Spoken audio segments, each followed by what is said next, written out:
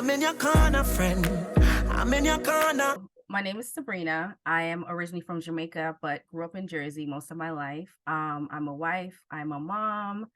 I have a bonus son. He's 22. I have a 4-year-old son who is 4 going on 50. And I'm also an angel mom. I lost my daughter in 2020, in September 2020 to a stillbirth. What I do by day, I'm a research coordinator. I do mental health research for the state of New York.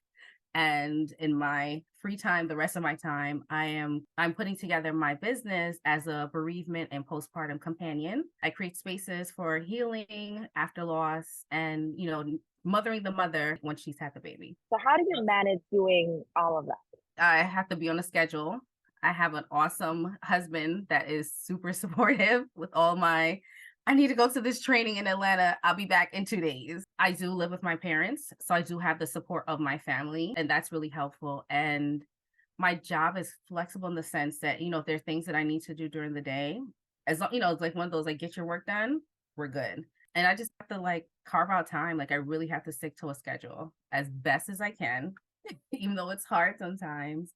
And I'm usually mommying and doing something. That doesn't stop. How do you identify as a mother? Met my stepson, my bonus son, when he was 13. I had to learn not to be the parent, but to be the friend or the listening ear, but still build that relationship where he does see me as mom, because there are times where I have to be that mom and there are times I have to step out. So that was my introduction to motherhood, knowing when to step in and when to step out. Then I had my son in 2018. That just kind of changed my role in life. And I found myself parenting them, my bonus son and my son, differently. Not so much to step in, step out, but I'm your mom. And then when I lost Lily, that just changed everything. Because now I'm happy that I have my sons, but I'm missing my daughter. So learning how to live in the duality of grief and gratitude. So that's where I'm at right now, living in that duality. How was life after experiencing that loss? And thinking back on 2020, that was the height of COVID. So that was a lonely pregnancy in the sense that my husband couldn't come to my appointments. I think the first one he went to was my 20-week appointment. So up until that point, I was going to my appointments alone. So I was connecting to the baby in that aspect. We're kind of on this journey together. I was about 24 weeks when I actually lost her. And I would say for about 7 months or so, I was a shell. I was not present to what's happening. I wanted to give up, but I couldn't give up because I still had this 2-year-old that I need to raise. And I think that was really the driving force for me to okay, we need to figure out what we're going to do and how we're going to get out of this shell mode, because he doesn't deserve it. I was on the internet hours at night, trying to find support groups, trying to find, how does someone heal after loss? And in those moments is where my business was created, because I'm it shouldn't be this hard for someone to find a support group. It shouldn't be this hard for someone to find tools and techniques. So I got connected to a support group that's led by Shawnee Gibson. And in that support group is where I learned how to use rituals to help heal myself, use journal promptings, meditations, and how to connect with Lily. Because what I find with infant loss is if you lose your grandmother, you have memories of your grandmother. If you lose your aunt, your cousin, you have your memories, or you have something oh, my grandmother gave me this, or my cousin gave me this, or I have pictures, I have memories. When you lose a baby, you don't have anything tangible, nothing to hold on to. So you're constantly trying to find something. And, that's where you have to kind of get creative to make those connections. When I'm driving home in the evening and I'm seeing pink and purple in the skies, I'm mommy sees you. So those are the different things that I've done to help myself along this journey. And I would love for people to say to heal from infant loss, because you don't heal from it, you heal through it. And until you can sit in it and be sad and, and kind of, you have to kind of walk through it, and it doesn't go away. So you can't say I'm healing from it, because it doesn't go away. Because I could be good today, and then just know that tomorrow I'll be in the bed. I don't want to talk to nobody. It's, it's the ebbs and flows. What's your favorite part about being a mom? My favorite part about being a mom is when you can see the light bulb of something that like he learned. Well, because my son, Sekou, when he has learned something new, or the excitement of like it, he just connected, it just came together. Either something like I taught him before, and then he's just kind of playing, and then he's like, oh, this is, and when I say I enjoy and I thrive when I see those moments in him, and I'm just like, tell me more. And I enjoy like pretending I don't know things so he can tell me, and then he just feels so proud, like, mommy, did I teach? I'm like, yes, you taught. I just want to talk a little bit about like the gentle parenting and healing generational traumas. I just want to know, is this something that you practice, or like, what's your take on parenting and the whole aspect of it? I think I do a form of gentle parenting. So I'm Jamaican. So I grew up in a West Indian home. A child is seen, not heard.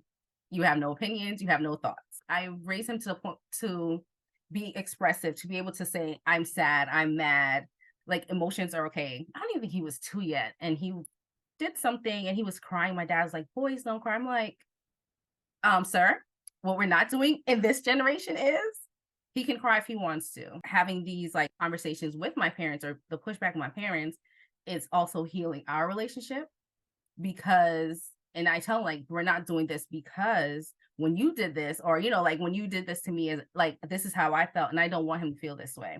So that's my way of healing my generational trauma, and letting them know, like, no, he is, yes, he's a child, but he has a voice, he has opinions, he has thoughts, and he's going to share them. And we're going to give him the space to do that. As far as gentle parenting, I really do try my best.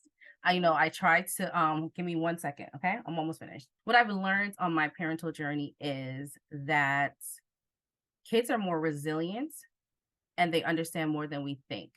So I'm going to have a conversation with him. I'm going to, like, give me a sec. Like, I'm going to have these conversations with him. We're going to have that communication. And I tell him, like, I can't take this right now. I got to step away. So I'm going to leave the room, give you your space so I can get my space. When you're ready, we can talk. When you're yelling, you're screaming, you talk. This is where I step away from the situation. How was your birth plan, and how was your birth experience? I think there's a saying like, make a plan and watch God laugh, or something like that. So I had we're having a water birth. I had my doula, and we're doing all, we're going natural, no medication. So I went into labor, I think 2 days after my due date with him. And then I was like, all right, okay. So I labored at home for about 6 hours or so. And then by the time I got to the hospital, everything went opposite. I had ended up getting medication and ended up having an emergency C-section. And I was like, when I say in tears as they're rolling me into, because I'm just like, this is not how this was supposed to happen. And as grateful as I am that he's here, he's healthy and he's well, it was like, that wasn't my birth. It went against everything that I wanted to do. And it was really hard to like, not like, okay, my body just stopped working. Like everything just, like we were doing so well, like trying to figure out what happened, what could I have done differently. And in that, like, I really grieved. That was like my first really, like another grief. Like I was grieving that natural birth. I was grieving that water birth. It was like my introduction, like, just so you know, you're going to have these plans for it. And really, even just putting it together now was like, I'm going to map this life out for him, and he's going to do whatever he wants. It took me a really long time. Like I couldn't even touch my scar. I didn't want anyone touching me for the longest time. And then my recovery was, I want to say, because of the grief, my recovery was even longer. All the, the grief, the anger, the regret, all the different feelings that I had towards the fact that I ended up having a C-section, it was all bottled up inside. What do you want to offer to moms, and what do you feel like you want to do as like your service? Definitely bring my life experiences, but how I maneuvered those life experiences. My background is mental health. Like I was a mental health worker for years before getting to research. My undergrad is in psychology. So people and emotions has been my work. So I'm bringing my experience in working through that, but also being able to provide like those different things that I've used, or even to help someone find something. I also bring in how to use like meditation, how to use journaling, the importance of journaling, the importance of sitting with oneself, being still. And in those moments is where I was able to be where I am today. Tell us one more time where we can find you and anything that you have upcoming. Well, you can find me on IG, on Sebrena Tate, or on Tender Lily Care, which is the name of my doula company. And upcoming in October, I'm having my first Embracing Grief retreat for bereaved moms. It's going to be in Jamaica because I just love Jamaica. Jamaica has healing waters, okay? And we are going to commune, and we have workshops and different activities to help moms who have experienced loss have a more tangible experience and relationship with their grief. So it's going to be October 26th to 31st. And I'm so excited. And I'm never gonna let you down.